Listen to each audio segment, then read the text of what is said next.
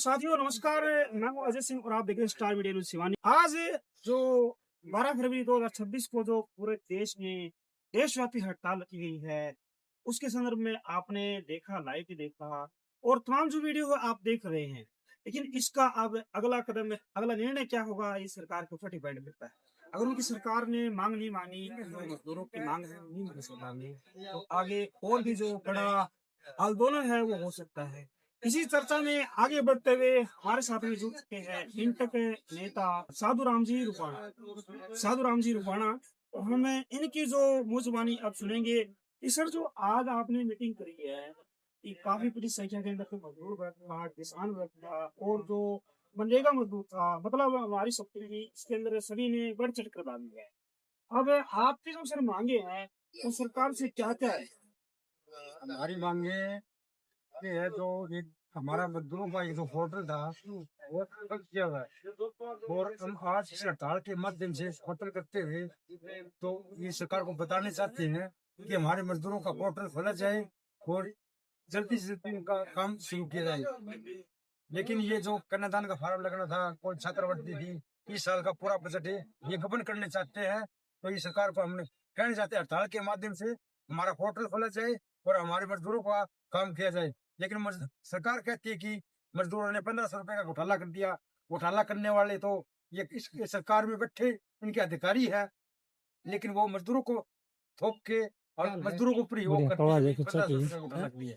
इसी पहले तो पोर्टल बंद कर दिया। लेकिन सरकार को हम ये कहना चाहते हैं इस हड़ताल के माध्यम से वे हमारा मजदूरों का पोर्टल खोला जाए और जल्दी जल्दी इनका बेनिफिट है जो रुका हुआ है वो दिया जाए। तो अभी आपने देखा भी बहुत सारे, आपने गाँव में जाके रैलियां निकाली हैं, लोगों को जागृत किया है कि इस श्रम बोर्ड के अंदर सिर्फ 7,000 करोड़ रुपए भी जमा है, जो कि आम मजदूर का है। लेकिन सरकार ये कह रही भी जो करप्टेड मजदूर हैं और जितने मनरेगा मजदूर हैं, मतलब एक्सपेक्ट कोई भी सर जो मजदूरी करता है, उन्होंने 1500 करोड़ का घोटाला किया है। सर आपको क्या लगता है जो 1500 करोड़ का घोटाला है वो आम नागरिक को कर सकता है? 1500 घोटाला दे तो धरना थी नाम दे रहे हैं, लेकिन घोटाला करने वाला तो ये उनके अधिकारी हैं जो इनने पावर दी सेक्रेटरी पटवारियों के पास है, जो एक एक सेक्रेटरी पटवारी 50,000 वृक्ष रखते हैं। इनने पावर तो इनको दे रखी है, भ्रष्टाचारी तो पटवारी सेक्रेटरी ने की है। इनके ऊपर वो कार्रवाई करो, लेकिन उनके ऊपर कार्रवाई ना करते हुए मजदूरों के ऊपर ये थोपना चाहते हैं कि मजदूरों ने 1500 रुपए का घोटाला कर दिया। लेकिन सरकार को इसको पता है कौन कौन घोटाला करने वाला किसने करा है, सारा पता है। लेकिन मजदूरों के लेके जो होटल बंद किया, हम सरकार को यही कहना चाहता है हमारा होटल खोला जाए, जो जिसने भ्रष्टाचारी करी है उसके खिलाफ कार्रवाई की जाए।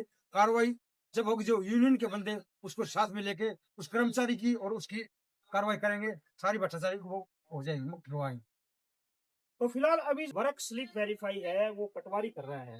ये बात करें 8 से 10 महीने पहले की, जो श्रम बोर्ड था उस पर जो वेरीफाई थी वो पटवारी के द्वारा की जाती थी।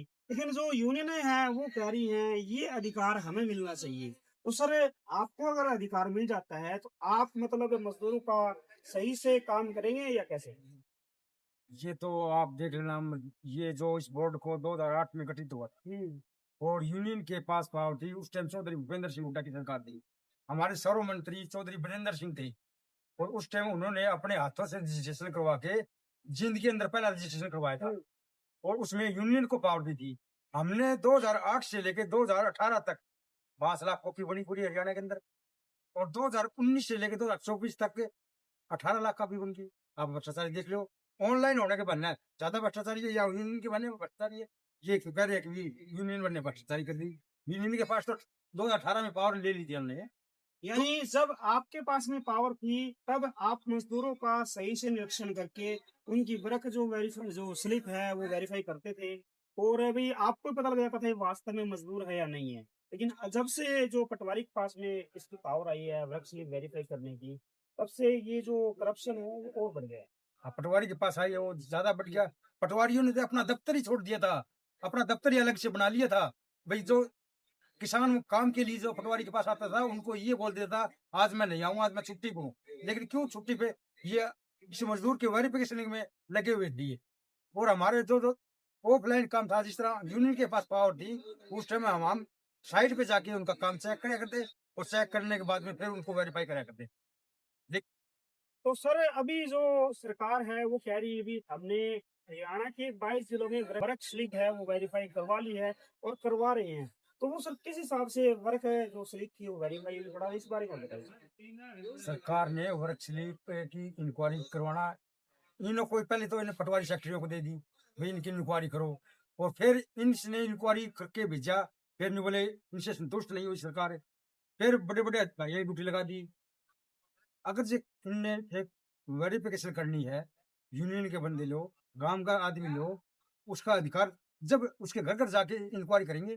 लेकिन ये तो बस फॉर्मेलिटी कर देते हैं बैठे बैठे ही, बड़े हाँ भाई ठीक है हमने कर दी हमने कर दी।